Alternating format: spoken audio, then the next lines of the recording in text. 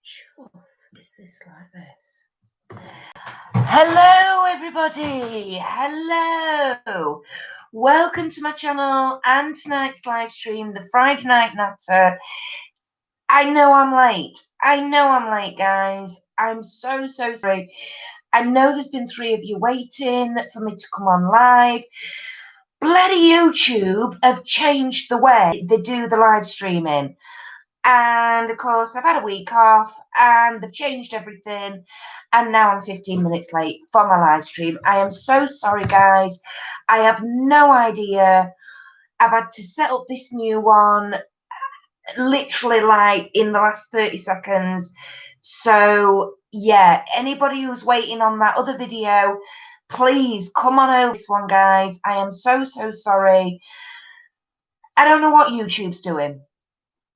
I don't know what it's doing. It's changed where I have to go onto my videos. It's now called content on my side thing, on my screen, on my channel. So it took me 5 minutes to figure out how on earth I could find the scheduled live stream in the first place. And then it's trying to do a streaming software. For crying out loud, all I want to do is use my webcam and go live. Anyway, I'm here. Whether or not anybody's going to find me, I have no idea. I'm so sorry, but I can't help YouTube changing stuff and me not knowing about it. And then when I try and come on live, I'm having a nightmare. Anyway, hello everybody. I hope you find me. I hope whoever was waiting on my other video, I hope you've come across and you find me and you figure it out, because I ain't got a clue. So thank you, YouTube, for changing everything and not telling any bugger. Yeah, until I want to go on a live stream. Thanks for that. That's really helpful. Not.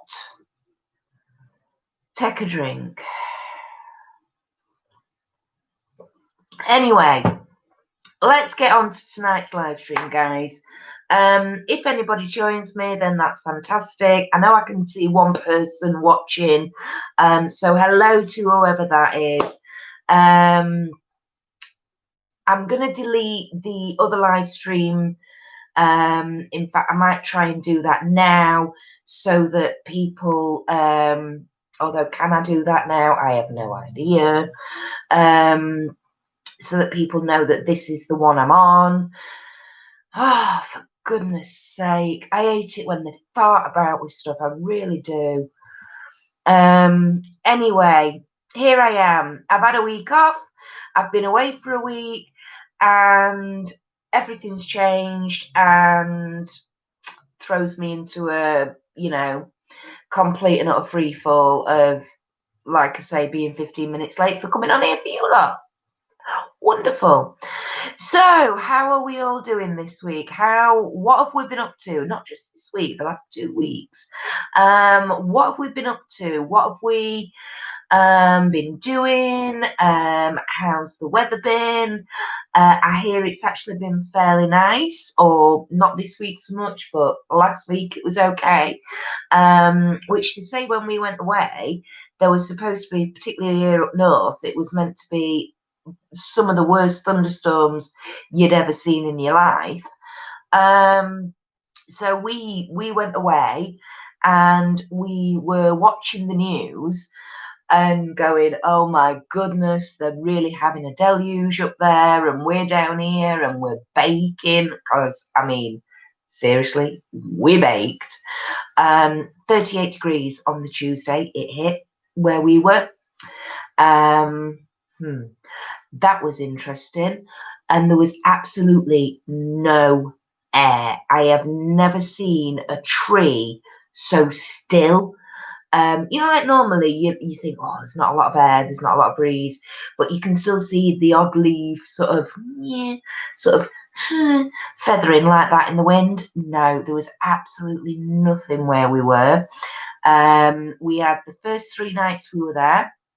They had what's called tropical nights, which is where the temperature doesn't go below 20 degrees Celsius, and we had 3 on the trot.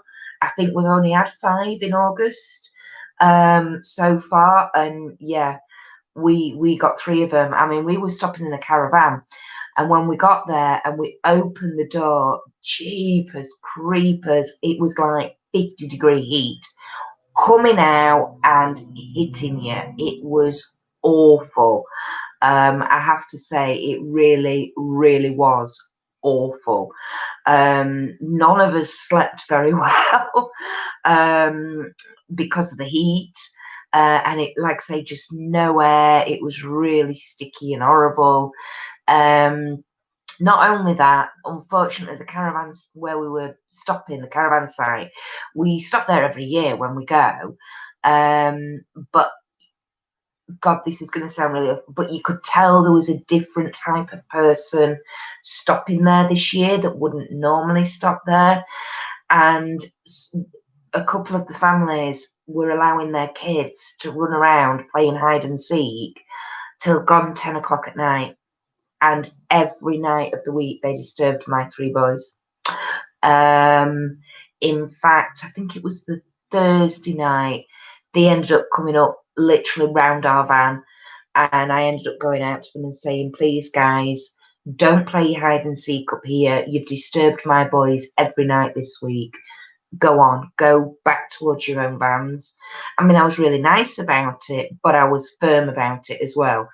Basically, in the nicest possible way, off and leave us alone because you're really noisy. You know, like my husband kept saying, where were the parents?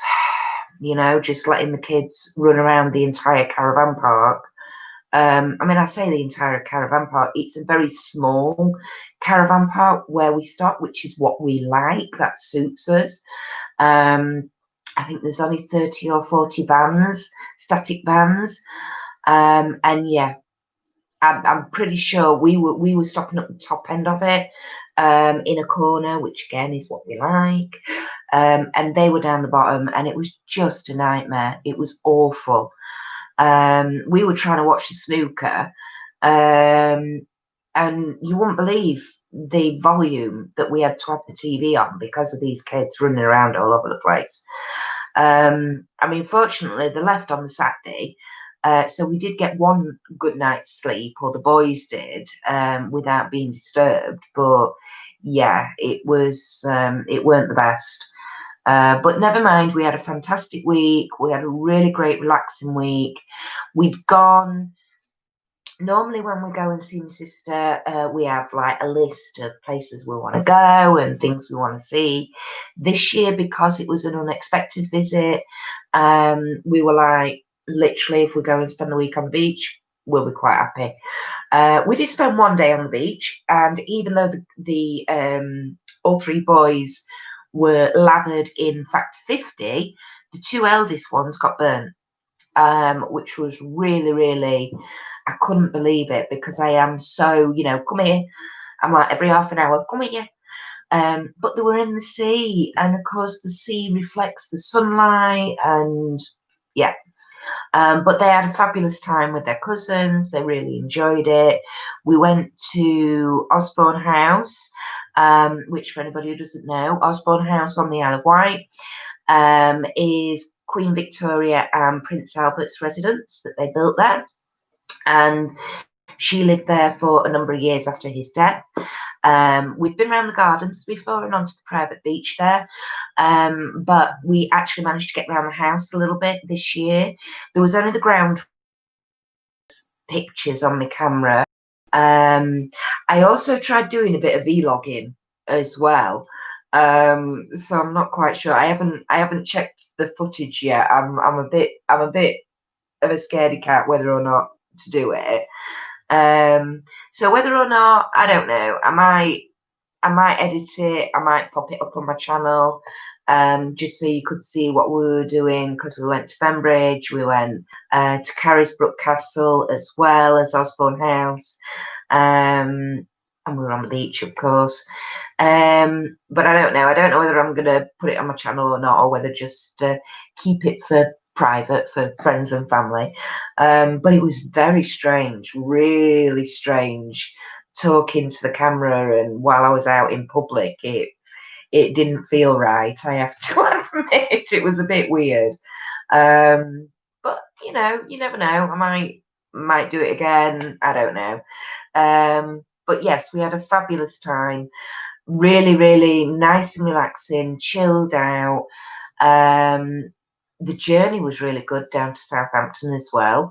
We actually did it in, I think it was just over 4 hours or just under 4 hours, which was really, really good. Normally it takes us about 5, but we literally stopped, had a toilet break, and then carried on the road. We stopped on the way back for about an hour over lunchtime and had something to eat. And that was literally an hour and a quarter from home. But bless his cotton socks, James, the eldest one, we'd literally just passed a motorway services on the M1 on the way home. Literally, it went like that as I passed it. And he decided to say, "Mummy, I need a wee." Yeah, mate, you need to tell me before we get to the services, not after. Fortunately, Leicester Forest was then only 20 miles away, but by the time we got there, the poor lad was absolutely in agony because he'd been holding on and holding on. So I think he might have learned his lesson, and in future, he might just tell me before we hit the services that he needs a wee. Anyway, I got a Starbucks out of it, so I was quite happy about that. Oh dear, I so wish I could go, and at the moment I really want to delete that other live stream that is scheduled, because I've had to set this new one up.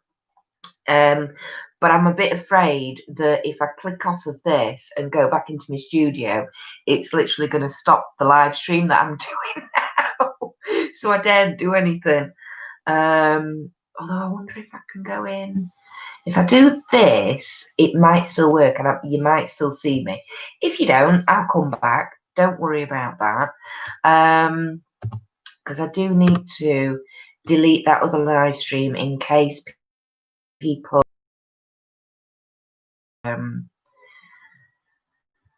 blooming YouTube changing everything, driving me honest to goodness. I mean, I wouldn't mind if this, notified you about it, but no, you basically have to just go on there, 2 minutes to 8 o'clock, and yeah, then I find out it's all changed. Really helpful. Really helpful. Not. Anyway, I can see that it is saying that one is live. But if I go to my other one and just delete that, hopefully anybody who's waiting on that one will come over to this one. It's not got the best picture on it, I have to say, because it took a photo of me without me realising. So I'll change that as well. But yes, how are we all doing? While I'm waiting for me other tab to load up, I'll come back onto this one so I can actually see what I'm doing, seeing if anybody's talking to me. Anita, hello. Hi, honey. Yeah, I've had a nightmare. Evening, what's going on? What's going on? Fucking YouTube is what's going on, my darling. Kept saying waiting for you. Yes. I know. I've gone to go live on my other live stream, and basically YouTube, it's changed the way you do live streaming. So could I, Ella's get onto that live stream? It kept saying connect streaming software, and I'm like, what do you mean connect streaming software? I just do my webcam. I go into my scheduled live stream, I click on it, I click the go live button, and I generally go live. But no, I have a week off, and not only have they changed that side of things, They've also changed on my YouTube studio, my creator thingy, where it used to say videos. So I would go into that and then find my scheduled live stream. No. Now it says content. Really? So it took me 5 minutes to even find the scheduled live stream in my playlist because they changed the way that you get into it. I thought, hello, she is still on holiday mode and has stood us up. No, my sweetheart, no, definitely not in holiday mode anymore, I'm afraid, Anita. No, my darling, I'm currently, I've got 2 tabs open. The other one's still not loaded up. I'm trying to delete that other scheduled live because I knew I had 3. I could see 3 people were waiting on that to basically get you to come over to this one, because I literally had to set this up in 30 seconds, and I'm like, oh my god, I've just got to set a new live stream up and just go live straight away. So that's what's been going on. Thank you, YouTube. Really fantastic. You know, I've only got a double in my drink tonight. I think I should have put a bit more in. Oh, for crying out loud. Right, my other one's finally loading up, so I'm going to try and delete that other live stream. So that, like I say, anybody who's waiting on that, it'll be deleted, and then they'll have to come out, and then they'll notice, hopefully, that I've got this live stream going. Whether it does or not, I have no idea. Like I say, this is weird because YouTube keeps trying to switch me to your other stream because I put a reminder on. Yeah. I know. Tell me about it. The other tab is like on Snail Place. Because I've got this live stream going, I'm trying to get in to delete that other live stream. It's just having none of it. It is taking forever to load up. So I will get there, my darling. I will get there. It just might take me a while. So, oh, crikey. So how you been doing this week, Anita? Or this last fortnight? What you been up to, my love? Tell me some good news. Tell me what you've been up to. All right, here we go. Right, hang on. Right, options. Delete.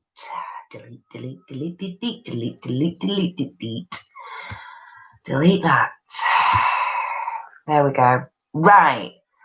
That old live stream that was scheduled in has now been deleted, guys. So the only one that should be happening is this one now, which has got the most awful photo of me on it. But do you know what? I shall sort that out when I've finished this, and I'll sort it all out later. That's all I can do. Bloody YouTube, tell me about it. For crying out loud, they don't think of us techno dinosaurs, who it takes a while to figure all this out anyway, and then they go and change it.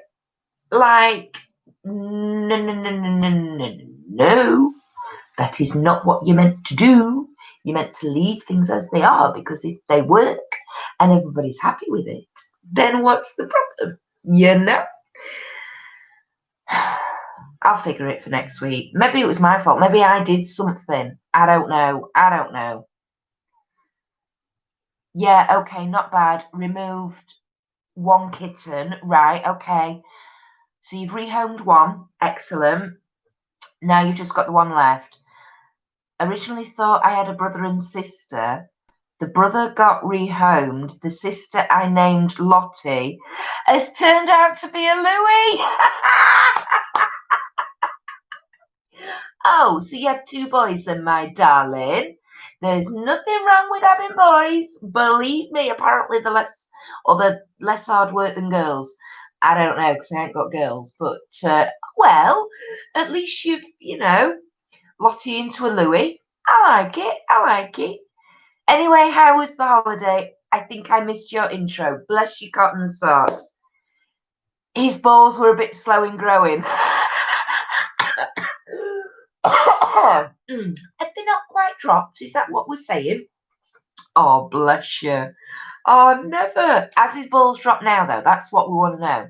Are we definitely sure we've got a Louis and not a Lottie now? Yeah. The holiday was fantastic. Thank you, my darling. When we were down there on the Tuesday, we hit 38 degrees. It was a tad wham. And absolutely no air whatsoever. You know how normally you think, oh my God, there's no breeze, but you look up to the top of the trees and you can just see a slight wafting of a little bit of something. No, I have never seen the trees so still in all my bomb puff. There literally was no air at all. It was quite stifling, actually, to be perfectly honest with you, my darling. Yes, definitely a couple of peanuts growing now. Yay! Awesome. I was going to say you had good weather. We blooming did. We had the first 3 nights we were there, so Sunday, Monday, Tuesday, we had what's called tropical nights, where the temperature at night doesn't drop below 20 degrees. Now, when we were watching the news down there, they were saying that, I think this was on the Monday night. Was it the Monday night? Can't remember.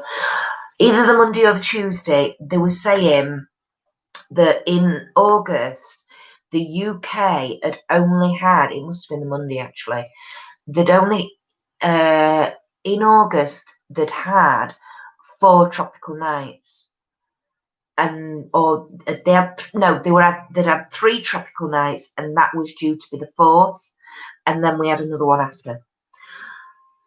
Did you cry? You said you were going to. I had a wee. I was very, very good. My eyes whirled up on the Saturday,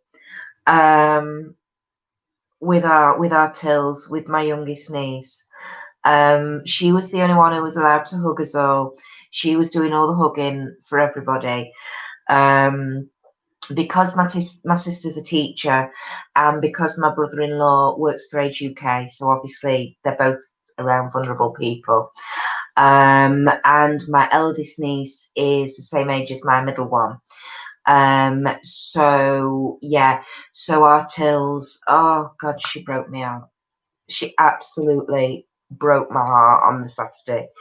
Come up and give me a hug.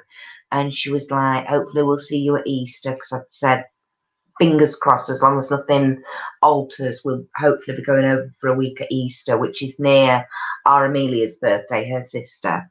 Because it's early next year, it's end of March. And I was like, you'll be a good girl for mummy, and mummy will keep me updated. And I give her a hug, and she gave me the biggest, I give her a kiss, she gave me the biggest hug. She went to get in the car, and she turned around, she come back and gave me another massive squidge. Oh God, that were it. Eyes were going. I'm like, no, Auntie Kirsty's the hard nut. We don't do this. Come on. And I just took one look at our Liz, and our Liz was like looking away like this, and I thought, oh, for crying out loud. I thought, don't do this to me tills, but she did. So I was very good. I didn't cry when I got down there. In fact, I was just way too giddy. Like as soon as our Tilly came running up, I was like, come here, give me a hug. So I was way too excited but yeah, oh God, the day before we were leaving to come home. Oh God, breaks your heart. Tell me about it. She really did. She broke my heart, my darling little Tilly. Yeah. And she was my chief Louis pusher, which was ace. Oh, Louis loved it because she went nuts with him. in pushchair and stuff. She was proper bouncing him and shoving him all over the place. He was giggling his head off. So I was like, "Where's my Chief Louis pusher?" She was like, I'm here," and she come running up and literally she barged me out the way and grab hold and right, I'm off. I'm pushing Louis. So she was, yeah. Oh, Tills is ace. She's fab. We call her Tornado Tilly. There is a reason for that because, yeah, bless her cotton socks. She's either Tasmanian Devil Tilly or Tornado Tilly. I prefer Tornado Tilly because she literally does come in. She whizzes around, and you kind of like afterwards. You're like, "Whoa, okay, Tills, right? Okay, you're here." And there's just devastation in a wake, you know. But hey ho, she's happy, and that's all that matters. Oh, that's ace. Yeah, kids love pushing prams. Oh, she did. She really, really did. I thought our Amelia was gonna fight her for it, but our Liz was saying Amelia's starting with hormones. She's not 10 till March, but she's starting with grumpiness and a bit of attitude and the hormones, and she's got a few. She honestly, God, she's like James. She's got blackheads and stuff and spots up here and onto the forehead. So although James is 16, 17 months older than Amelia, hormone wise, they're at the same stage. Definitely at the same stage. I think James might be slightly ahead, but not by much. So yeah, our poor Liz, she's not even 10 yet, and yeah. So hey, Aish! Hello, my darling. Hello, sweetie pie. Thank you for coming in and finding me. Don't ask, I've had a nightmare. I didn't end up going live till 8:15. Bloody YouTube. Don't go there. At least I've figured it and I'm on live now. So hello. Oh, blimey, hormones, Anita. Yeah, tell me about it. My best friend's daughter has been dealing with hormones for a while. Has she? How old is she, Anita? I mean, like I say, I think our Liz is in denial. Well, she's not, but she's like, oh my God, she's 9.5, 9.5, and seriously, yeah, them hormones are a building. I laugh out loud. I bet you think I died. Laugh out. Yes, I did. Well, no, darling. I just thought, maybe you were busy, got your gorgeous little grandson, and that he was taking up all your time and energy. So, thank you so much for coming in. Like I say, sweetheart, how are you doing? How's things going? How's your pain levels? What's been happening? Fill us in. Anita, she's 14. Oh, crikey. She used to love cuddling me. Now I can't get near her. She's very stroppy. Yeah, our Amelia had got a bit of that going off, bless her. I don't know honest to God, I don't know what I'd do with girls. I really don't know. I don't know because although James is building with his hormones, and we are getting a few more meltdowns out of him and stuff like that, he's still relatively easy. I say relatively easy to deal with, and we've not had the storming off and the slamming of doors yet. But I do honestly think he is maturing quicker than his contemporaries. I really do, which I'm a bit concerned about. So, tell me about it. I just spent a crap ton on him today. I laugh out loud. You can't help yourself spending on your grandson. You know you can't. Anita, I wonder if I was like that. Yeah, do you know what? I wonder about that as well. I mean, I remember going back to my teenage years and I was quite stroppy. But I've always said James is my double. And if I were to be assess now, I would come out as high functioning autism. So I wonder if part of that with me was obviously I've always struggled knowing how to handle my emotions, and therefore puberty just exasperated it. Plus, I didn't have a very good teenage years. My mum and dad ran pubs between me being 11 and 16. Now, my mum had worked when I was younger, but she'd worked in schools, or she'd worked, as dinner lady in, or she'd worked school hours. So she was always there in the morning and she was always at home when I finished school. So, and my dad worked basically, well, before he went in the put, he worked every hour under the sun. So he would often do double shifts, and I would go weeks without seeing my dad because he'd literally go off to work before I got up in the morning. And then he wouldn't come home till I was going in bed on a night time. So I don't think my mum saw that much of him, to be perfectly honest. So yeah, so I'd been always used to having my mum around, and then suddenly we go into the pubs, and it's like at 11-year-old, I'm left to fend for myself, because they had to be down at the bar and with the customers and things like that.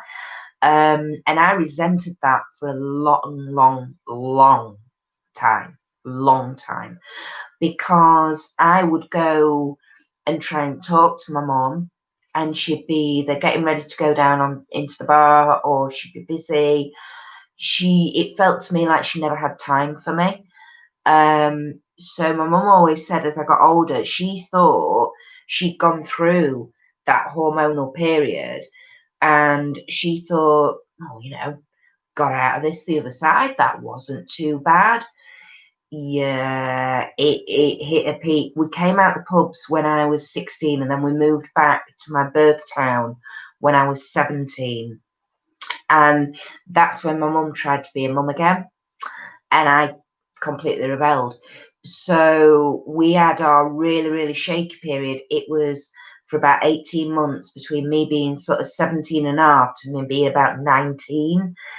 And my mum said it took her by surprise because she thought she'd got through it and it had not been too bad. But it was more condensed. It was a shorter time frame. But boy, was it bad. I mean, even to this day, my mum is the only person who has wound me up that much that I've nearly slapped her. And I mean a proper one of them. Yeah.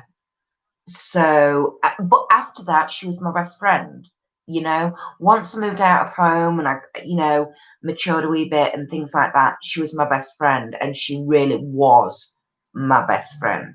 And I miss her every day, absolutely every day. Like when I go down and see our Liz, and I'm looking at the girls and like looking at Louis, and I'm like, oh, my mum would have been, and we talk about her a lot. But yeah, I think I was quite a stroppy teenager, but I wasn't stroppy because I wasn't having that confrontation with my parents because my parents weren't there, So it's a bit of an odd one for me, that. Aisha bought him all new clothes and been buying bits for his birthday to put away. Yes, that'll be coming up soon, won't it, darling? Crikey, is he? I want to say November. Is he November birthday, Aish? I told Yasmin I can't see her and little man tomorrow. Oh, you've got your MRI. And you need a rest. Has he worn Nanny out? Has he worn Nanny out? Bless you. Oh, bless you, darling. Okay, so you've got your MRI. Oh, Kelly. Hello, darling. Hello, sweetheart. Are we talking about troublesome teenagers? Ish, yes. I was talking about me when I was a teenager, because my 9.5-year-old niece is starting on that hormonal build-up. She's getting a wee bit stroppy at times. So we were just on about it. Anita, my parents never had time for me either. They both worked and had several businesses, so always working or networking. We had a nanny stroke housekeeper who I saw more of. Oh, darling. Oh, bless you. Yeah. See, I didn't have that. I didn't even have a nanny or anything. I just had, well, I had the staff in the pub. That was it. That was it. And it's the one thing I will say to people is if you're even now, if you're thinking of going into the pub life, don't have children because it is not suitable for children at all. People don't realise it's a 24/7 job. I mean, you open every day of the year, including Christmas Day. I mean, even on a day off, you're upstairs living above, you'd get phone called and, have to do stuff. So, yeah, Aisha, I feel you on that one, hun. My mum and dad were always working. I had to wake up, no one home. And when I came home from school, no one home. Yeah. And I was so lonely as all my brothers and sisters had moved out. That's it. I mean, that was very much like me. I mean, I would get up in the morning, I'd have a shower, I'd get myself ready for school, and literally, as I went out the pub front doors at 8 o'clock in the morning to walk to school, I would let the cleaners in. And then when I came home from school, my mum and dad were having a nap. So I would literally go in my bedroom. I'd maybe bob down, make myself some tea, and then go back in the bedroom, and that was it. I never saw them. Never ever saw them. So, like I say, then when we left the pubs, and my mum tried to be a mum again, I was like, "What you doing? You've been gone for 5 years. Don't try and be a mum now." I've tried going and talking to you, and all I got was, "Oh, I'm too busy," or "I've got to go downstairs," or whatever. Yeah, it was awful. It was awful, but it is what it is, and it's hey ho. And I think that's why I hate being by myself now, and I get attached to people. Maybe, sweetheart, because you were craving that when you were younger and you didn't have it. Maybe, darling. That, yeah, absolutely. I mean, I've always been quite a solitary person, so in some respects, once I got my head around it, and it was kind of like, well, if I want to do anything or sort anything else out, I've got to do it myself. And I learned that at a very, very young age. So yeah, yeah, it may be it. I don't know. I don't know. Yasmin, actually, Yasmin still gets stropping. She's 22 now. Yeah, to be honest, love, I don't think. I mean, I remember when Ian and I first got together, and I was 20 and he was 21. And I used to be really highly strung up here, and he was like so laid back, he was horizontal. Over the intervening 20 years, we've kind of evened off a bit. So I'm definitely not as highly strung as I used to be, but he's not quite as relaxed as he used to be either. Um, excuse me. So maybe that's just an age thing, Aish. Maybe you've just got to wait for it to mature and, because I mean, I remember when I was 22, crikey. Yeah, no. Give her a bit of time yet, love. Kelly, oh God, I'm not looking forward to those years. My 4-year-old wee girl is such a diva already. You see, this is the thing. This is where I can't help our Liz because I've got boys. So although James is starting with those hormones, I'm doing all right at the minute. Touch wood. It's not too bad. But my best mate, our Kaza, she's got twins, girl and a boy, who are literally 11 days older than James. They were born on my 30th, funnily enough. And we always joke and say that it was because the twins were born early, because they were born 6 weeks early. Obviously, I was still heavily pregnant with James. He must have figured it out and thought, oh, well, my mates are here. I'm going to come early as well. So he came 11 days later at 5 weeks early. But she always said when they were younger, she'd have much rather had 4 of our Jack than 1 of our Darcy. And our Darcy was called Diva Darcy from the minute she was born, until quite recently, actually. And they're 11 in September. So, yeah. Now our Jack can't throw a wobbler. My goodness, he can throw a strop, that lad. Yeah, I'm wondering if our Darcy's luring her into a bit of a false sense of security, and whether or not she's going to kick back into that diva status in a couple of years. I hope not, but for our Kaz's sake, but Anita, oh God, yeah, my best friends ran a pub for years, and I used to do some shifts behind the bar to help them out after a full day at work. Listening to drunk idiots, not fun. No, it's not. I mean, because I lived in pubs for, like, say, 5 years, I always said I would never ever work in pubs. And yet, what happened when I was 18? I went, because I knew what I was doing. I mean, I can change gases, I can change barrels, I could do anything in a pub. And I weren't afraid to look crates around and barrels around and whatever else.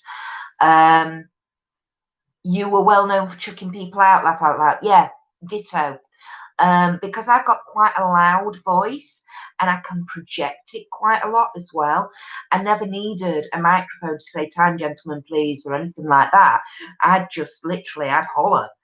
And yeah, I was the same. I mean, I'm only 5'3", but I've thrown 6-foot odd blokes out at pubs and they've not messed. They've gone, and I'm like, you stay there on your ass and you ain't coming back in. And I got a reputation. I got known for that as well. That basically I wouldn't take no hassle, and I worked in pub for 12 years, up to the age of being 30, till literally I had James. You've got a big gob too. Do you know, sometimes it comes in handy, doesn't it? It's like when you want to be heard over a room full of people, you just, and you're not shouting, it's the projection. But yeah, yeah. Anybody wants Hope saying, they're like, guys, do this, right? Can I have your attention, please? And yeah.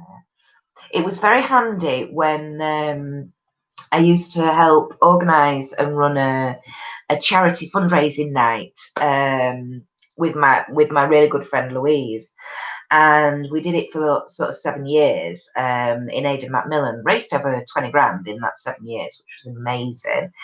But we used to put on basically a dance show, and we'd get local dance schools to come in and bring some dancers and do some performances, do some bits. So I basically backstage managed for her. Yeah, and it came in rather handy then as well.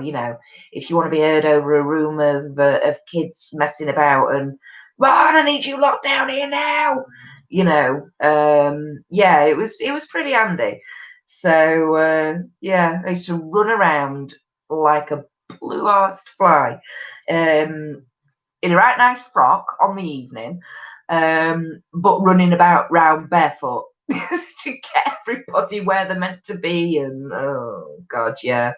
So they didn't mess with you, no. They didn't mess with me either, darling. And like I say, I'm only 5'3", you know what I mean? But again, having a quite deep voice and being able to project it like that, it kind of makes them stand up.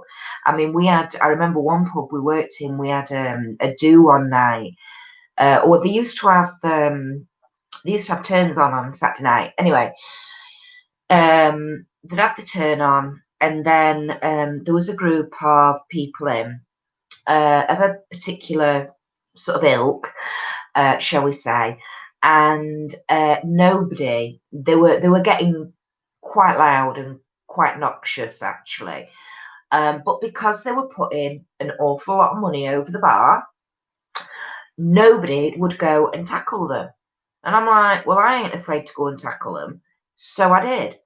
And you know what? I actually had the elder come up to me at the end of the night and actually shake my hand because I'd not thrown them out. I'd not ranted and raved at them. I'd spoken to them, yes, all right, in a loud voice with a firm tone, you know, but told them enough was enough. They were disturbing other patrons, one thing and another. If it carried on, they were going to have to be asked to leave. And he actually came up and shook my hand at the end of the night. And he said, you know what? He says, we don't actually get treated like that in very many places. And I'm like, look, yes, your reputation goes before you. Deservedly, maybe. But I also understand that, if I talk to you nicely, you will talk to me nicely. And if you don't talk to me nicely, I will eject you. And don't think a 5'3" little woman like me can't do it, because I can, you know. So, but he was very appreciative in the end, So sometimes it was a case of, well, as I always say, and I say it even now, it's not necessarily what you say, it's how you say it. That then will depend on the reaction you get. Sometimes you get a good reaction, sometimes you don't, but it's not being fearful about it. And I never was fearful about going in and tackling people, you know. Apart from anything else, when they've had that much to drink, the balance isn't exactly brilliant. So all you have to do is kind of like a quick whoop, with elbow up, with foot out, and boing, on the floor they go. Makes things a lot easier then, you know. Well done on raising that much. Thank you, darling. We were very, very pleased, very, very pleased with what we raised. It was all done in memory of our dancing teacher. She died of cancer, unfortunately, and we also had one of the girls in our group, who we'd grown up with from being little girls. She died at the age of 27. From cancer as well. So it was all done in memory of Rachel and Miss Pye. So yeah, that's why we did it. It gets to be a lot year on year. And I mean, I always said I was the silent partner. So it was Louise who would do all the organising and, getting raffle prizes and getting sponsorships and organising everybody. She did that bit. I was like her sounding board. So she would, if things weren't going quite right, she'd ring me up and she'd sound off and, what do you think to this? What shall I do about that? But then actually on the night or the day of the performance, because it used to be a nighttime performance, but like literally Louise and I'd be at the place from like 11 o'clock that morning. In fact, Louise used to get there about 9 and we never used to leave till like nearly midnight. It was a long day. But yeah, literally I ran the backstage. So that was my job. And I was very happy to do it and I loved doing it. And people used to say to me, oh, you're not getting up and going on. And I'm like, no, I did do it once. We actually got some of the old girls that were no longer actually with a dancing school. We got everybody together and we all sort of learned routine and then we performed it. And I did actually join in with that. I did do that, but I said never again because it was far too much for me. Trying to run backstage, running all over the place, then actually performing myself as well in 2 numbers. I was like, this has killed me. So was that the year I was pregnant? No, it wasn't. That was the year before I had Louis as well. So yeah. So I did do it, but that was the last time was that the last time I performed? No, it wasn't the last time I performed. The last time I actually performed on stage was the October. It was the April after that. And then I caught on with Louis. So, and then that's been it. I've been officially retired. I've been retired 3 times before or twice before. And they kept drawing me back. But that time, no, that was it then. So it was good. It was good while it lasted. And it was a great era. But yeah, it's nice. it's nice not to have it in the back of my mind every year now, thinking, oh my crikey, the charity reunion's coming up and things like that. So Anita, I used to do the Reps Cabaret in Mallorca. I'll be honest, I had to be pissed to do it like that. Now, you see, that's the weirdest thing is, obviously, as you get older, alcohol was not allowed backstage at any of our dance shows, but your bags never got checked. That's all I'm saying. So there were a couple of times I went on and I was a little bit too, but generally speaking, you sweat it all out of you anyway. But for me, being on stage it's true. I was hammered. I'd love to have seen that. I bet it went quite well, actually. At least if you'd have fallen over, you wouldn't have felt it because you'd have been like, wait. Yeah, for me being on stage, because it's what I've done since being sort of 3-year-old, it's always just felt like home to me. That's where I felt my true self, you know. But it's just you get older and you get injuries and they take longer and longer to recover from, and they never really fully recover, or they never seem to totally go away. I mean, even now, I broke my ankle and quite a few years ago actually, because it was before Rachel died. So it's got to be what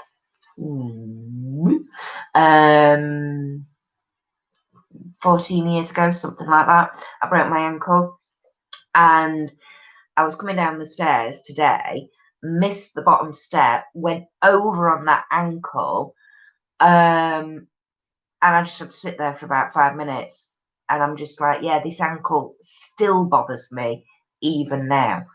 And I broke that when I was in my mid-20s. So, dancing and performing like that, unfortunately, it really, really is a short time frame that you're able to do it. I mean, goodness knows how Margot Fontaine managed it right into her 60s. I have no idea, other than the fact that she was broke and she needed to do it. But, oh, crikey, no.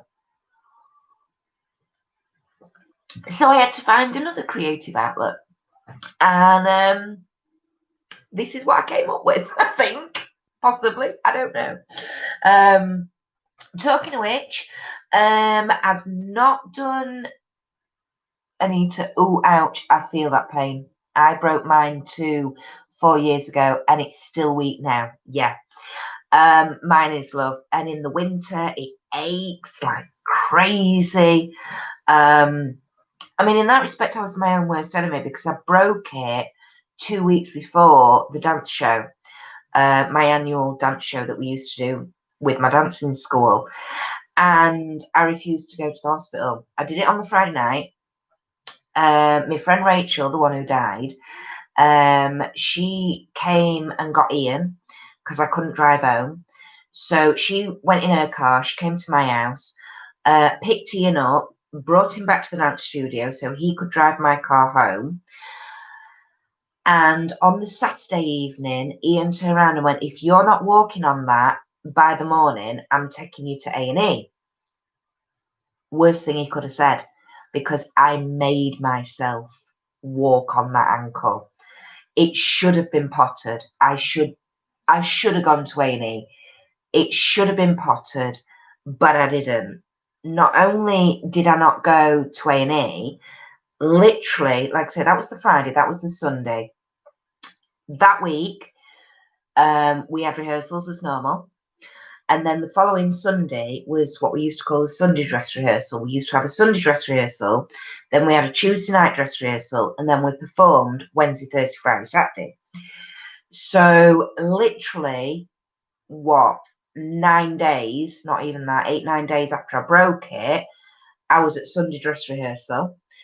And out of all my routines, the only one I didn't do that year, which I should have done, but I pulled out of, was my point work, my block work. So, when you see professional dancers and they're on the toes, yeah, called block work or point work. That was the only routine I pulled out of. I did the taps, I did other ballets, I did the moderns, everything else with a broken ankle. Yeah. I was working as well. I worked at M&S Outlet at the time, so I was hobbling about working as well as performing. Yeah, so my ankle doesn't look quite right these days. It's a bit nibbly knobbly, and in places where it's not meant to be nibbly knobbly. But yeah, I refused to go and have it potted. And I still performed on it with lots of ice packs and lots of ibuprofen, I have to say. I mean, literally in between each routine, I was packing it in ice, but yeah, it weren't the best. Anita, oh yeah, the winter kills. It does. It's that ache, isn't it? Because it really is in the middle of your bones, and there's nothing you can do to alleviate it. It's like, oh. Kelly, I've still not broke a bone yet. Touch wood. Blimey, you're doing well. Oh, Anita, blimey, Kelly, you're doing well. There we go. And to be honest, I mean, even though I've danced for so many years, that is the only major injury I've ever had. Yeah, and I did it out dancing. I went to do a leap and I landed wrong, and I knew immediately that I'd broken it because there was no pain. Which is a bizarre thing to say, but yeah, there was no pain. There was no pain, but I just knew it were broken. Anita, you did the same. Rested it over the weekend. Went to work Monday with a foot like an elephant, and my boss told me to go to hospital. Yeah, yeah. I mean, I still say to this day that was the worst thing Ian could have said to me. Was, if you're not walking on that in the morning, I'm taking you to A&E. And I was like, I am not going to A&E, because I knew they'd pot it. And it was like, if they pot it, I've got to be off work because I couldn't drive, you know. And at that time, the contract I was on with M&S, I didn't get sick pay. So it was like, I'm not going to be earning any money. I'm going to be out the dancing show. Am I really going to allow myself to go to A&E? Not happening. So literally, I forced myself to walk on it. So I wouldn't advise it, guys. I really wouldn't. Definitely not. Kelly, I know, right? Watch this. I'll be here next week telling you I've broken something. You will. You'll be like, you know, we were talking about breaking bones last week. Well, you'll never guess. No, for God's sake, Kelly, stay in the house. Don't do anything. Don't go anywhere. We don't want to be blamed for cursing you. No. Sorry, I've got hiccups now. So yeah. Oh dear, excuse me. See, I said we've got hiccups. Let me take a drink. That might solve it, or not. No, not solved it. I've still got hiccups. Anyway. Ah dear. So, what else can we talk about? Yeah. So videos this week. Oh, excuse me, they're coming thick and fast now. I've got some filming to do tomorrow. I was hoping to get it done today, but we are, since we've been back from holiday, we've been trying to push on with the house, getting the house organised, ready for selling. So we have, oh, excuse me, guys, I'm so sorry. I bet you're all absolutely wetting yourselves at the minute. We had the carpet fitters come and measure up today. And actually, my measuring wasn't far off what I told them the size of the rooms were. So that's pretty cool. And also, excuse me, the roll end of carpet that I've got for going up my stairs and along the landing. I'd picked another roll end of carpet. I need to drink upside down. It will help and will be funny to watch. Yeah, no, because the problem is, sweetheart, I've still got, from my hair lip repairs, I've actually still got a hole in the roof of my mouth. So if I drink upside down, you will see it dribbling out my nose. That's not a good look, and that's not one I'm going to agree to, you know? So, yeah, sorry, you'll have to put up with hiccups. Yeah, so the carpet fitter's been out, measured up. I'd picked another bit of a roll end of carpet for Louis' bedroom. Actually, turns out that I've got enough in this massive roll that I've picked for the stairs and landing. I was like, do you think we can get that back bedroom out of it as well? And he was like, oh yeah, no problem, save wastage. Get in. So that saved me £100 because it means I don't need the other carpet now that I picked out for little man's bedroom. So that's good. Oh God, maybe not. Yeah, no, it does. It comes through. I'm not going to squeak tonight. I can usually sort of do that like a sucking motion, and it'll pull the air through, and it goes. It's like a squeaky noise. So yeah, it just proves that I do have the hole still in the roof of my mouth. So yeah, it's one of the party tricks. If I do get a little bit tipsy, one of my party tricks is to take a drink of Coke, put my head back, and then I can force it through and down like a, yeah, you don't want to see that. It's not very good.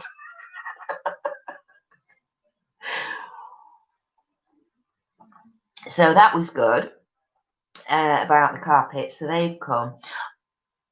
Party trick, laugh out loud. Yeah, it is, Kelly. It is a party trick, but I only do it. Yeah, I don't do it very often because it actually irritates my nose to do it, bizarrely. Probably because I choose to do it with something fizzy. Maybe if I did it with like orange juice, that might not be so bad. Don't know. But normally I do it with Coca-Cola because it's brown, you know. I know, I'm gross. I know. But yeah. Oh yeah. We've had a really busy day today as well because not only has carpet guy been measured up, awesome.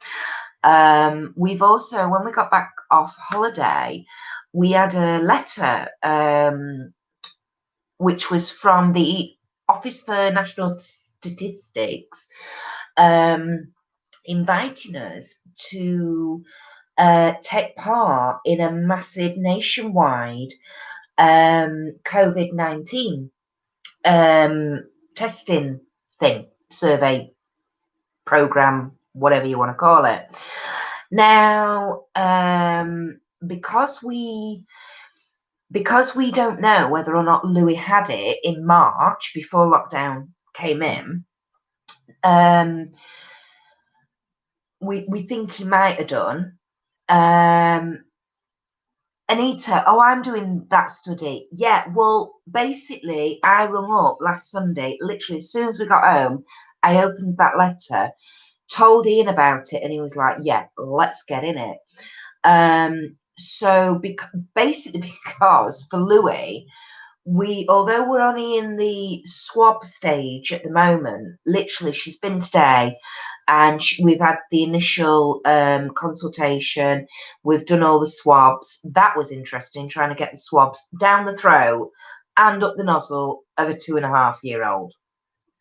That was interesting. I managed it. How good the samples are going to be, I have no idea, but I tried my best. So yeah, but we're hoping we were hoping that we were going to be put through for the blood test side of it as well for the antibodies, because that's the only way you can see whether or not he has had it. So we were like, absolutely. And we're big ones. We are really, really big ones for medical research and for putting our names forward for medical research. When first to have James, we had IVF, and Matthew and Louis weren't, by the way. So we were proper cliche where that's concerned about, oh, you have IVF, you have spend 5 years trying to, get pregnant, go through IVF, and then literally 6 months later, you're pregnant naturally. Yeah, that happened to us. Not that I should have done, because I do actually have a blocked tube. So we did actually have a reason why we were struggling. But anyway, but the 2 frozen embryos that we still had from James's batch of eggs, we decided they were I think they were frozen for 3 years, and then we had to decide what we were going to do with them, continue having them frozen, use them, or either they could have been just destroyed or given to medical research. Well, because by then we'd got Matthew, we decided obviously we weren't going to use them and we didn't want them going to waste. So we actually donated them for medical research. That's what, but Ian and I are both, I mean, obviously he's still NHS. I've worked in theatres. I've been involved in the NHS all my life with all my operations and things. And I know that, I know it sounds awful, but you do have to have human participants. You have to have case studies. You have to have those numbers for the scientists to learn anything. And we know so little about this virus that the more people that are willing to partake in this study and this research, the better the outcome is going to be, the more information the scientists are going to get, and the better for everybody overall. It might mean that they're able to come up with a vaccination quicker, or even if it just helps them understand the virus and the way it works a bit better, then, then we've done our part. So, yeah. Anita, it's really good because you all get vouchers for taking part. I had the blood test too. Ah, right. Okay. Awesome. Yeah. I mean, to be honest, the vouchers that you get is a brilliant incentive. I'm not denying that, but I've said to the lady today, the nurse that came today, I was having a real good chat with her because, I don't like to talk at all. But I was having a really lovely chat with her, and I said that honestly, even if those vouchers hadn't have been there and hadn't, there wasn't that incentive, we would have still registered and taken part. Because for us, it is about that knowledge, and the scientists and everybody, far brainier than us, they need those samples. So we would have done it anyway. Yes, I agree. That's why I took part. So you're the same as us, Anita, yeah? I mean, the vouchers is a great bonus, but that's not what tipped you into doing it. Because it's not what tipped us into agreeing to do it at all. I mean, James and Matthew they weren't quite sure about whether or not they wanted to do it. And I sort of sat them down and I said, look, it's your choice. You're old enough now. Your decision, Mummy, Daddy, Louis, we're all doing it. But if you don't want to do it, that's entirely up to you. And they asked about the reasoning, and I sort of said, well, we need to learn about this virus. We need to find out as much as we can about it. And the only way the scientists can do that is by getting as many samples off as many people as possible. And, and we're saying maybe it might help develop a vaccine, or if not, it just means we're going to know how it works and all about it. And after about 15, 20 minutes, they were both like, actually, yeah, I will do it. Because, knowledge and learning about things is the only way we're going to beat it, isn't it, Mummy? And I'm like, it is, darling. And, you can't just have one or two people. That's not going to tell them anything. You need thousands upon thousands upon thousands of people to do it for them to get a really good overview. And bless their cotton socks, both of them, after talking to them, both of them were like, yeah, we'll do it, Mummy. We'll help the scientists learn. And I'm like, oh, bless them. That's awesome. Oh, Aish. Sorry, I'm back. Bloody phone call. Laugh out loud. Was it your Yasmin? If it was, tell her we said hi. Thank you for coming back in, sweetie pie. Anita, no, I will do anything to help get us out of this. Absolutely. Yeah, this is it. This is it. I mean, I've always said, well, I've always said if they ever wanted anybody to volunteer for hysterectomies, I'd be right there. Because seriously, what do I need it for now? It's just causing me nothing but pain in the arse. Well, pain in the fat, but whichever way. Actually, sometimes I do get pain up my back passage. And that can be that's not sort of cycle related. yeah, I get like spasms, and it's not good when you're walking because all of a sudden you're like, oh, like that, and you've got to stand still, or when you're driving.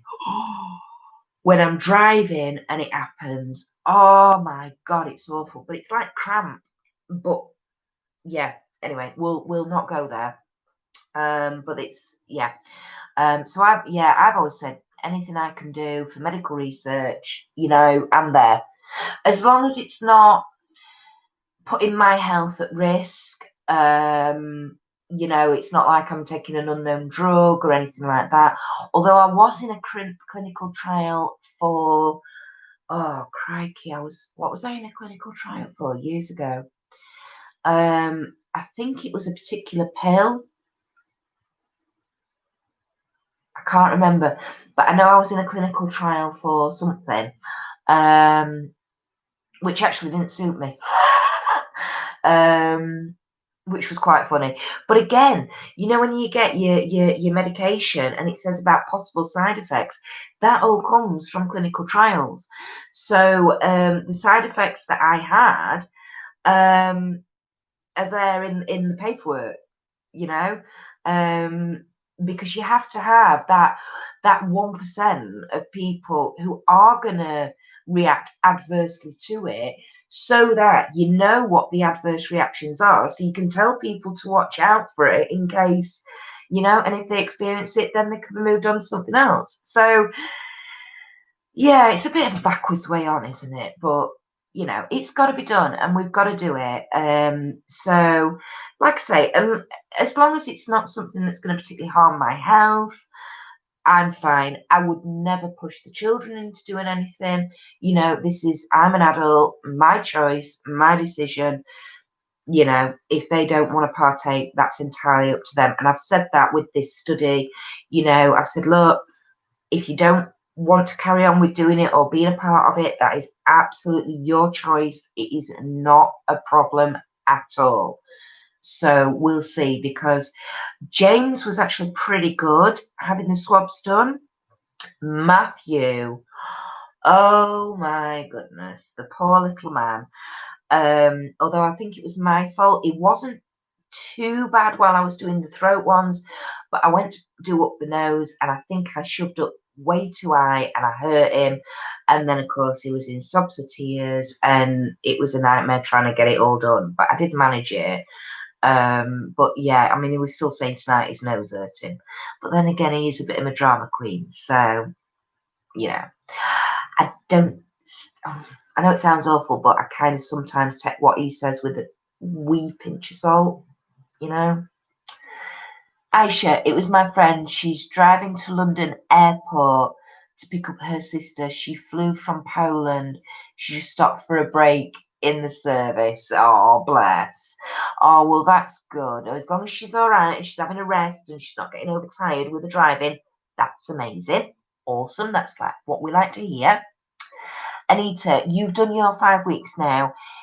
It's testing once a month. Mind you, I get tested at work every 2 weeks as well. So I'm getting tested twice a month now. Excuse me. Well, at least you're going to know by one way or another, darling. If you ever do catch it, you're going to know fairly darn quickly, aren't you, my sweetheart? Yeah, it's just been our first one today, like I say.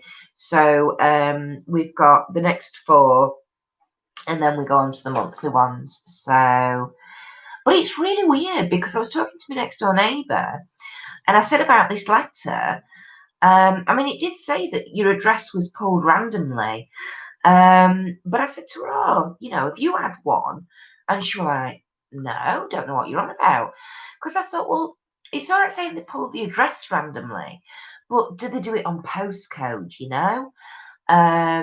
like a simpler form? But because all our terraces, we've all got the same postcode. So I thought, oh, well, if they're doing it that way, then, we'll all get one. But no, we seem to have been the only ones who's had the letter. So, no idea. Anita, oh yes, I will. I will know. Yeah, you will, darling. One way or another, you'll find out. So, I mean, the swabs, They only tell you if you've got it. They don't tell you if you've had it. And it's funny because I was saying to the nurse who came that we suspect Louis might have had it in March. So actually, I was hoping we would be put forward for the blood test so that we can find out. So yeah, but she was like, "Oh, that's interesting." So whether or not we'll be put forward for the blood ones, I don't know. Fingers crossed we will, so we can find out. But I know. Anita, there are only 2 people, including me, in my town. What, in the whole of Buxton? There's only you and one other person that's doing it. Wow, that's amazing. Crikey Moses. Crikey. I mean, I know Buxton's not exactly massive, but it's not tiny, tiny. Blooming heck. Well, again, the nurse I was talking to today, she was saying that so many people have volunteered. It's not a massive place, laugh out loud. No, I know that. Yeah, it's not the biggest. But like I say, it's not a hamlet. I mean, I don't know whether you'll have heard of Pentridge in Derbyshire, Anita, but there's a tiny, tiny, and I mean tiny little hamlet called Pentridge. And that's literally got 5 buildings, I do believe, in it. And yet there's a massive musical festival played there every year. So, at least you're not in a hamlet. Yeah, you are in a little town. I mean, it might not be massive, but it's not teeny weeny. Yeah, the nurse was saying they've actually extended this study because so many people have received the letter and taken it up. Yeah, they're extending it for another year, so it's going to be 2 years apparently, and it's going to be the biggest mass testing study ever undertaken apparently. So there you go. Oh dear. Right, where was I? Anita, you're really good at drawing me back normally. Filming. I am going to be filming tomorrow, guys. I've not actually filmed anything this week because, like I say, we've been trying to sort. I've been trying to catch up on washing, which good old British weather was really handy. That I couldn't get anything out until yesterday. I had to have the heating on at the beginning of the week just to dry frigging washing. What's that all about in August? Anita. Oh, I didn't know that. I wonder if I'll do it for 2 years. I don't know. I don't know. I mean, she did say to me that everybody who's signing up at the minute, you're still only for that year, maximum of a year. But whether or not they're gonna, I don't know. Maybe they're gonna invite more people to take part. I don't know, darling. But yeah, so I haven't done any filming this week.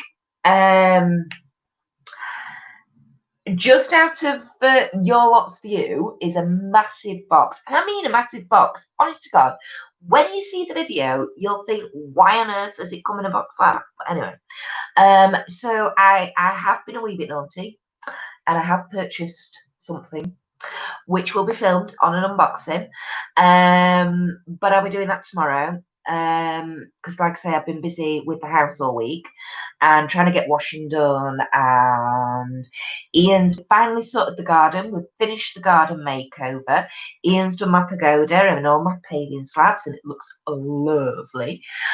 Really, really pleased with it. So that's awesome. I've also been starting to declutter the house. Aisha, is it Killstar? Laugh out loud. No, darling, it's not Killstar, I'm afraid. No. I do wish it was. Believe me, I do wish it was Killstar, but no, my darling, it's not. Anita, did you get the rituals box with Look Fantastic? Yes, I did. Oh my God, I can't believe, because they launched it.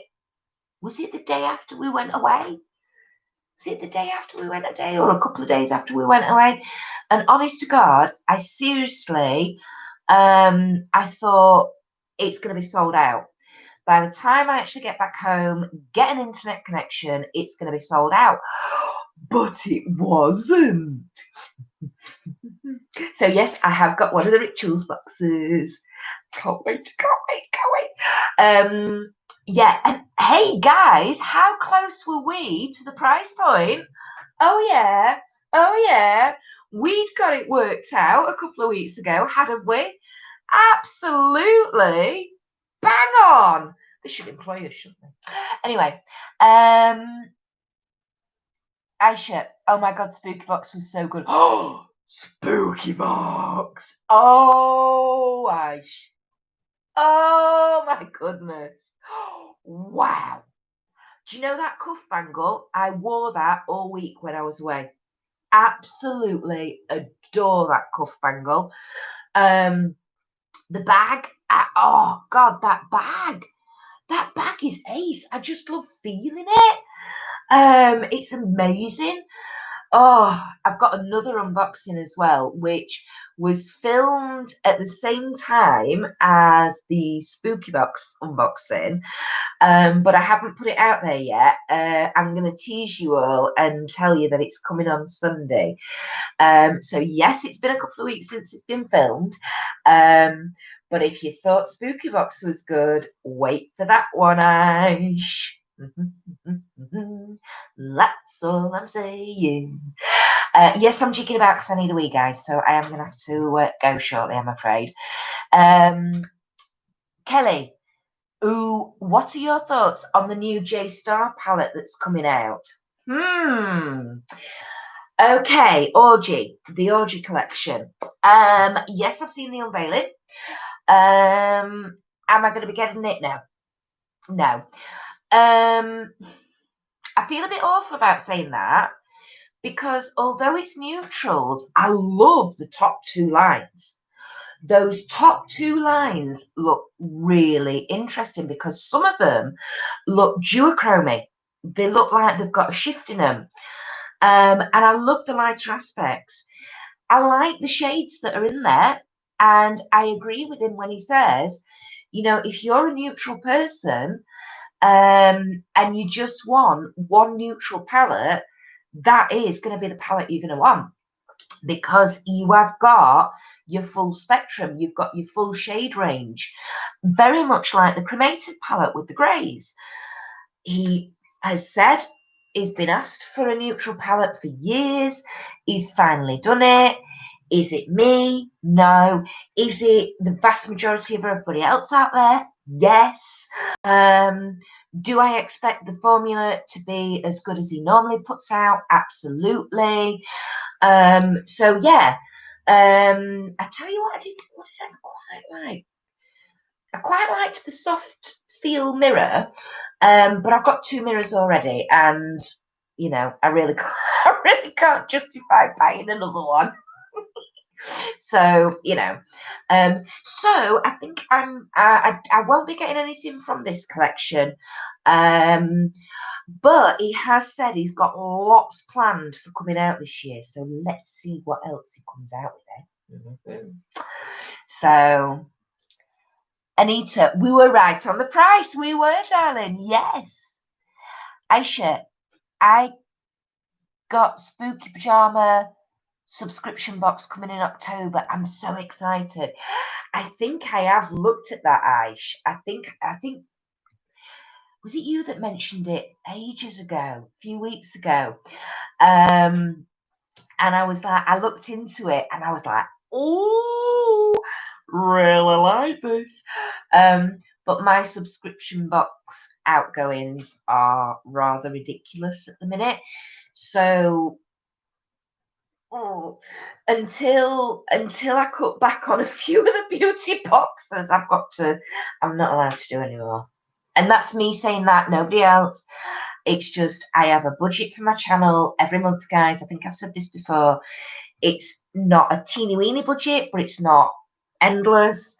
Yeah, and the subscription boxes are taken up a fair chunk of it, so there's not a lot left for any new makeup releases or anything like that, So yeah, at the moment I'm holding fire, but that's but who never say never. You never know what's going to happen in the future. Kelly, I'm not sure about it at all, to be honest. A bit unexpected. Oh, so you've been a bit surprised by it, darling.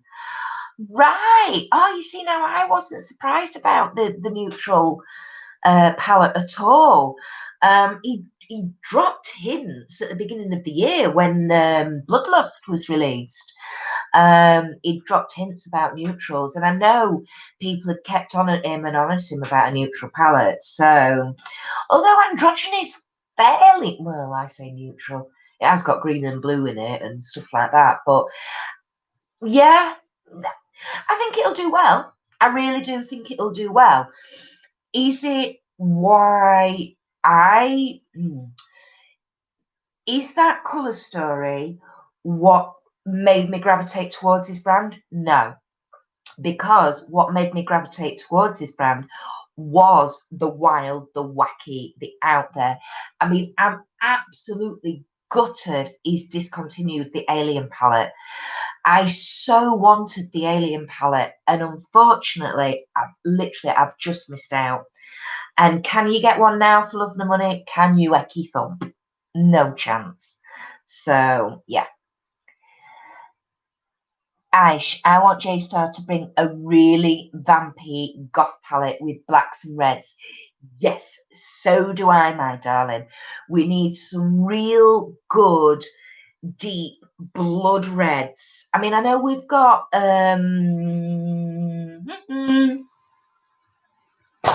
blood sugar, which I haven't got personally, but there is blood sugar. But no, some them real dark. When you scratch your scab and you don't mean to, and it gets that really dark burgundy, really oxygenated blood red, you need that as well as the brighter reds, but with the black undertones, the purples with the blue and the black undertones, proper aubergine, really dark purples. And yeah, absolutely, I completely agree with you, Ash. We definitely need a proper gothic palette, like your proper dark midnight blue in there as well, absolutely, everything with a black base, absolutely. Ash, crikey, you've now stopped all your beauty boxes. You just have the pajama one and spooky box. Blimey, darling, really? Wow. I mean, I know you said you were going to cut back on a few, but you really have. You've been ruthless, haven't you, sweetheart? Crikey Moses. Kelly, you're waiting for a good green tone palette. Now then, we've got blood sugar. We've got blue blood. We've got bloodlust. What's the next?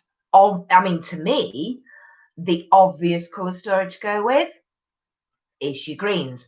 And if he does that, will I be buying it? Hell yeah. Because I'm with you, Kelly. I love a good green. Talking of which, did you watch Rachel?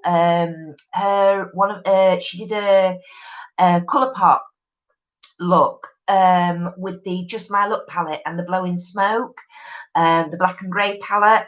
Absolutely awesome. If you've not watched it, Kel, go and check Rachel Enigma 77 Reviews. Go and check that video out, darling. She does a wicked job of that look. Looks amazing on her.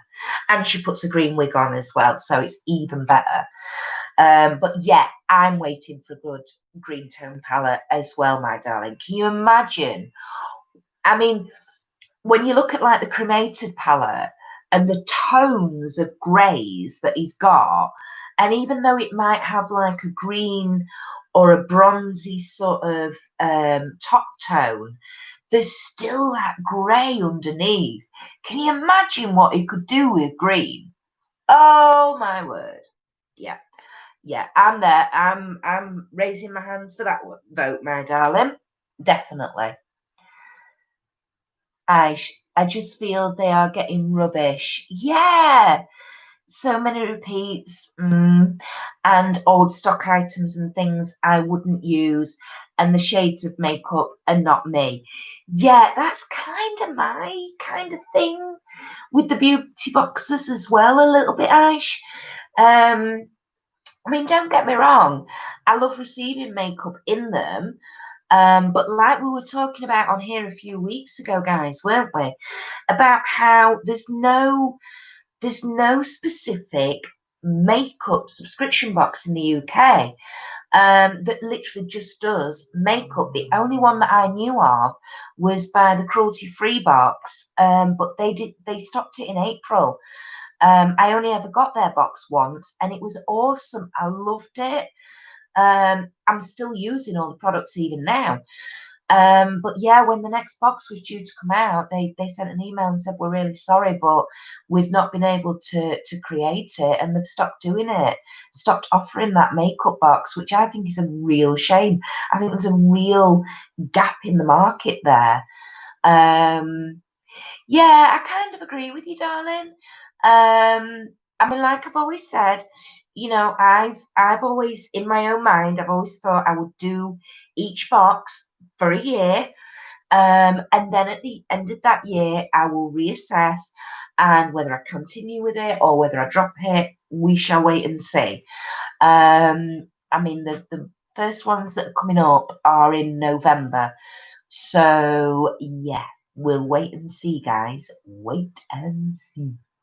Oh, by the way, my glossy box for this month has come, guys, as has my birch box.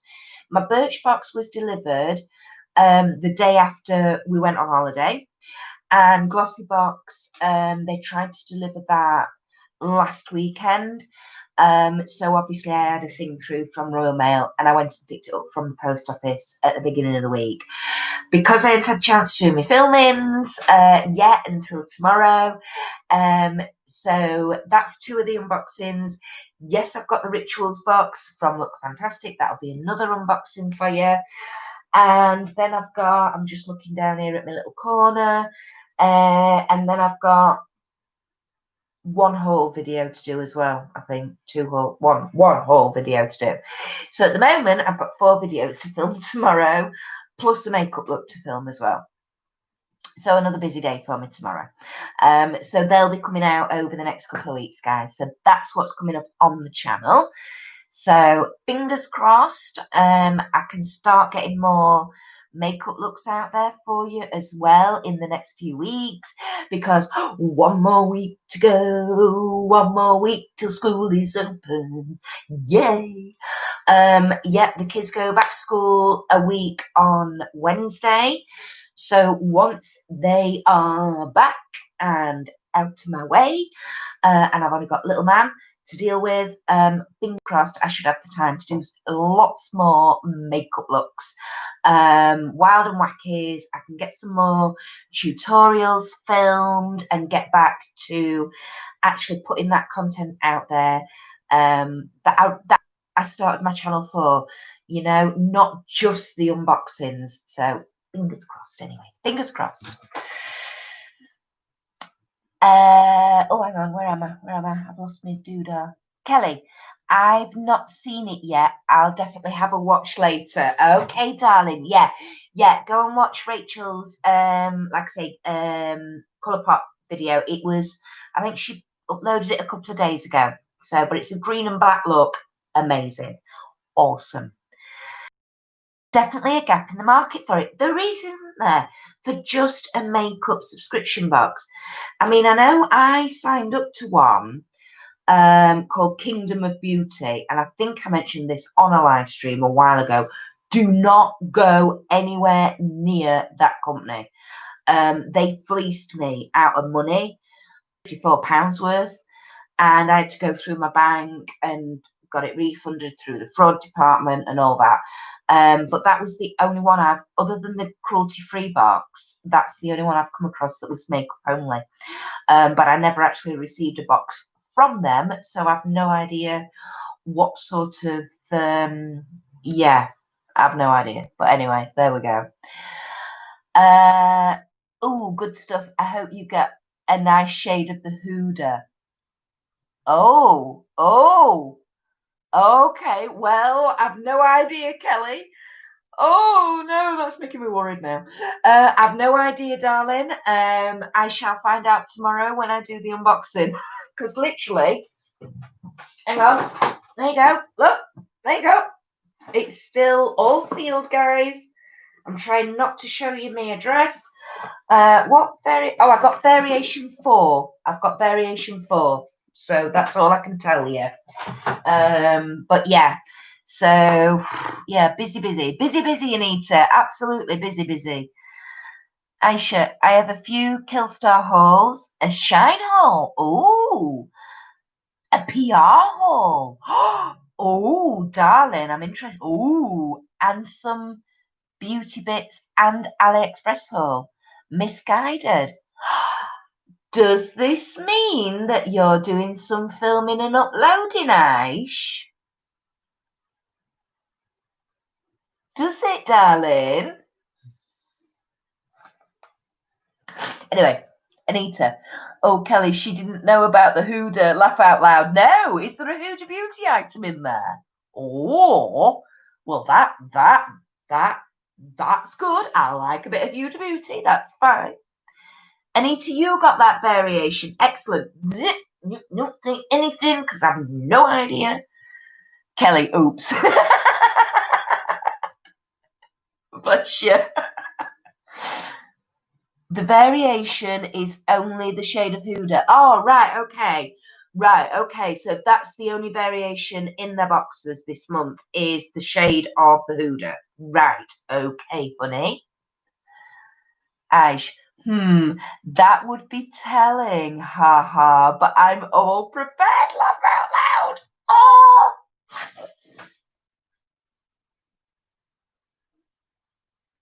That's all I'm doing. Anyway.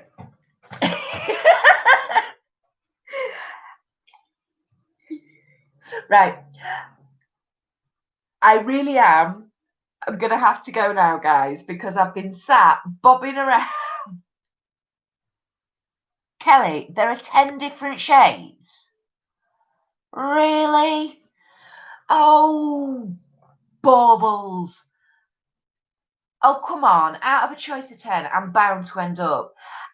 Are there any of those 10 anything that I would like? Are any of those 10 my sort of colours? Don't tell me what, but are they or not? Get to the loo, woman. Yeah, I am going to have to go because I've been bouncing for 20 minutes. But I just want Kelly to answer that question first.